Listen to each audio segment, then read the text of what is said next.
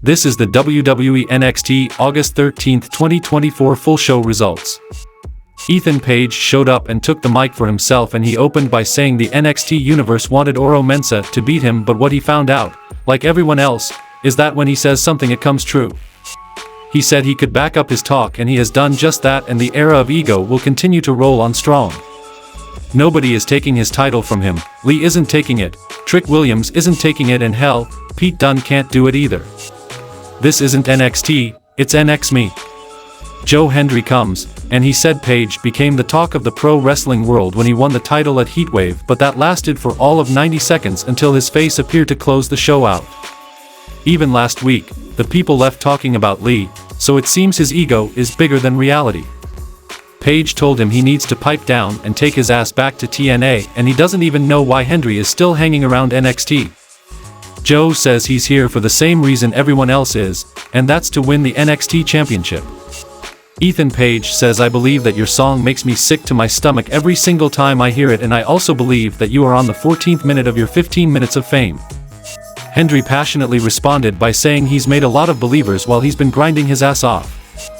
He started working the gimmick, singing the song, and Page got upset and bailed out of there. Hendry celebrated in the ring to cheers until Wes Lee showed up out of nowhere and super kicked him in the face.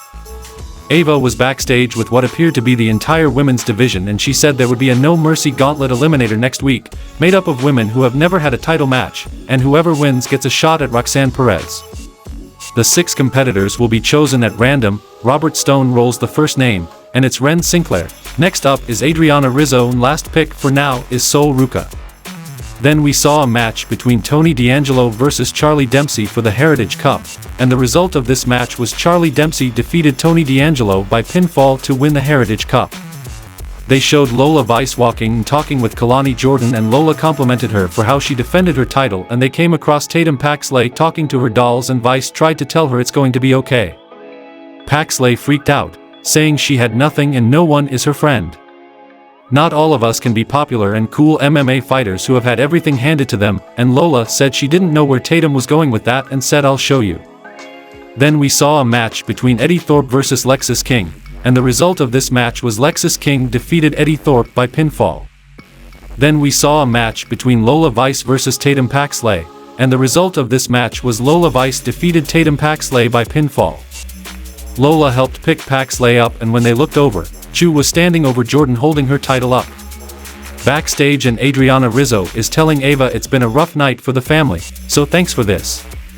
Next roll, Jada Parker, spot 5, Kendall Gray in the final spot, Carmen Petrovich, and the match is official. Wes Lee comes to the ring and says last week, he shocked the world. Honestly, he shocked himself too. He truly believed he was going to be winning the tag team titles with his best friend, but Zack let him down again, and this goes back to 2 years ago when Zack first let him down. One of the greatest NXT tag teams in history, dead. When it all happened, everybody was feeling sad for Zack, but they were feeling sorry for Wes. They wondered what he would do next, thinking he was only slotted in as a tag team guy, but he busted hump to become the greatest North American champion of all time. Lee said he knows there will be a match with Zack, and No Mercy is coming up.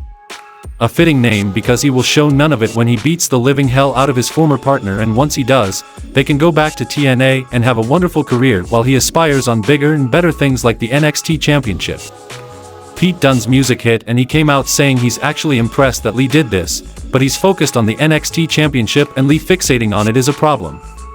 Joe Hendry's music hit next, and he came in with a sneak attack from behind, and a big brawl between the three broke out, and security rushed the ring to break everyone up. Then we saw a match between Oba Femi versus Otis for the NXT North American Championship, and the result of this match was Oba Femi defeated Otis by pinfall to retain the NXT North American Championship. The next match happened between Izzy Dame versus Brinley Reese, and the result of this match was Izzy Dame defeated Brinley Reese by pinfall. Ava Raine promoted the gauntlet match, but then also said she put together a triple threat match to determine who wrestles Ethan Page for his NXT championship at No Mercy, pitting Pete Dunne versus Wes Lee versus Joe Hendry. Perez rolled up to cut a brief promo saying she's excited to watch next week to see who her next opponent will be. In the main event of the show, We saw a match between Axiom and Nathan Frazer versus Chase U for the NXT Tag Team titles, and the result of this match was Chase U defeated Axiom and Nathan Frazer by pinfall to become the new NXT Tag Team Champions. The rest of the crew rushed to the ring and celebrated the big title win. Axiom and Frazer were shown dumbfounded on the outside, and they shot off a bunch of confetti as the entire school hopped in the ring and the show goes off the air.